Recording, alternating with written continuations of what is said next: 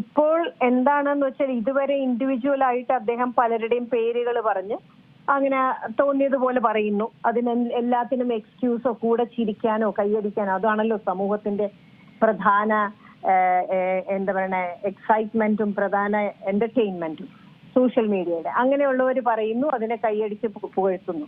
അതേ ആൾക്കാര് ഒറ്റയ്ക്ക് സിംഗിൾ നെയിംസ് ആണ് പലതവണയും ഈ സന്തോഷ് വർക്കി എന്നുള്ള ആള് പറഞ്ഞിരുന്നത്.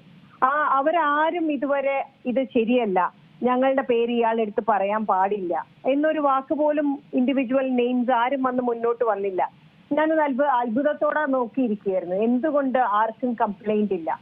എന്റെ പേര് എന്നെ കുറിച്ച് നല്ലതാണെങ്കിലും ചീത്തയാണെങ്കിലും I don't want him to say it എന്ന് പറയാൻ ഇതുവരെ നമ്മുടെ വളരെ സിനിമയിൽ വളരെ പിന്നെ ആക്റ്റീവായിട്ട് നിൽക്കുന്ന പല നടിമാരും വളരെ മലയാളം, തമിഴ്, ഹിന്ദിയിലൊക്കെ അഭിനയിക്കുന്ന കുട്ടികളായിരുന്നു. അവരെ കുറിച്ചാണ് ഇയാൾ പറഞ്ഞുകൊണ്ടിരുന്നത്. അയാൾ എല്ലാ പ്രിവ്യൂവിനും അവിടെ വരുമ്പോഴും പെരുമാറുന്നത് കാണുമ്പോഴും ഒക്കെ ഞാൻ വിചാരിക്കും എന്തുകൊണ്ട് ഒരാൾ പോലും ഇതിനെ എതിർക്കുന്നില്ല.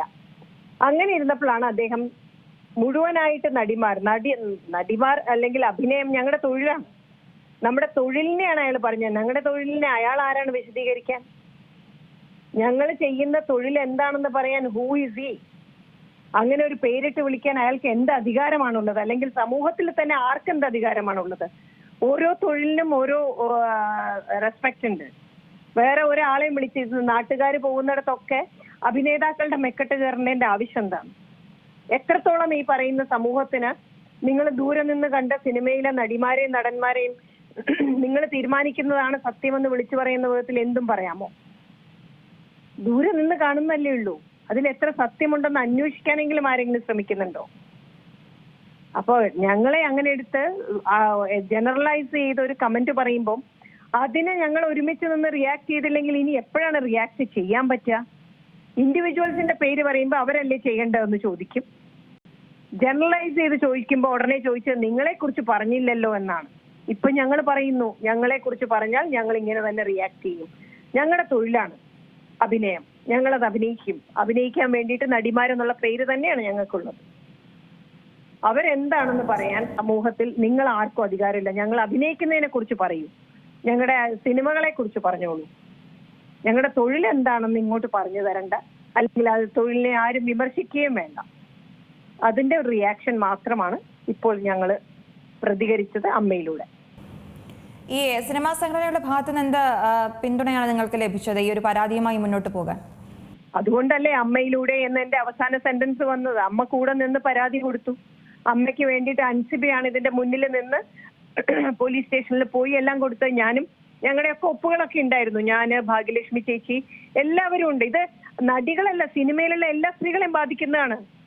അത് സിനിമയിലുള്ള സ്ത്രീകൾ മാത്രമല്ല, സമൂഹത്തിലെ സ്ത്രീകൾ മുഴുവൻ തിരിച്ചറിയണം.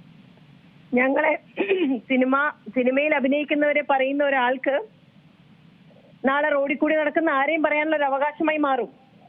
നാളെ മീഡിയയിലുള്ള സ്ത്രീകളെ പറയാനുള്ള അവകാശമായി മാറും. ജേർണലിസ്റ്റുകളെ പറയാനുള്ള അവകാശമായി മാറും. അത് ആരും അംഗീകരിച്ചു അവസരവും കൊടുത്തിട്ടുണ്ടല്ലോ. അത് എന്ത് അടിസ്ഥാനത്തിലാണ്? കാരണം ഈ വ്യക്തി ആദ്യമായല്ല ഇത്തരത്തിൽ ഈ നടിമാർക്കെതിരെ പരാമർശം നടത്തുന്നത്. അദ്ദേഹം നേരത്തെയും ഇത്തരത്തിലുള്ള പരാമർശങ്ങൾ നടത്തിയിരുന്നു.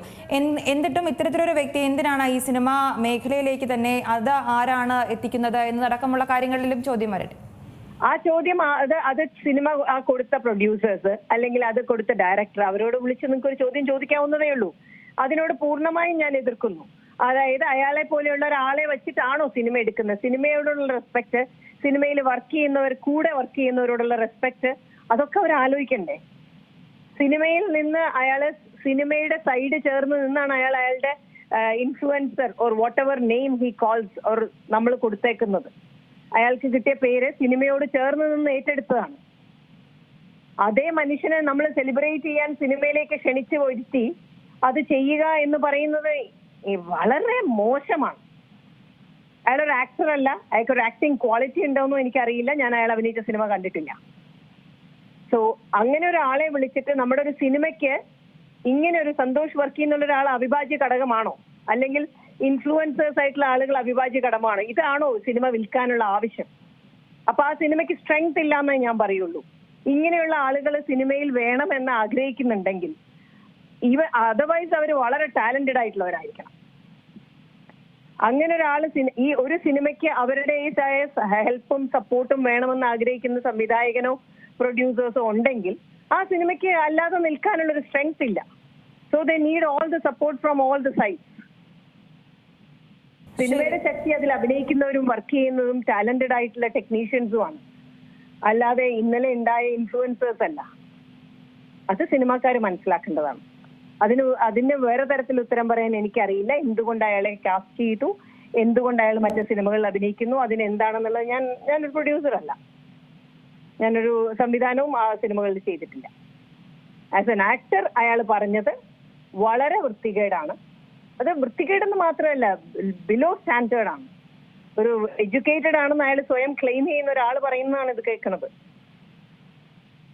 അപ്പൊ അത് ഇനി അത് അനുവദിക്കാൻ പറ്റില്ല. ഇതുപോലെയുള്ള പലരും ഒന്ന് ശ്രദ്ധിക്കണം. നിങ്ങൾക്ക് കൊട്ടാനുള്ള ചെണ്ടയല്ല ഞങ്ങൾ.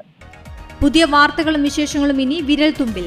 എല്ലാ ഡിജിറ്റൽ പ്ലാറ്റ്ഫോമുകളിലും ഇപ്പോൾ സീ മലയാളം ന്യൂസ് ലഭ്യം.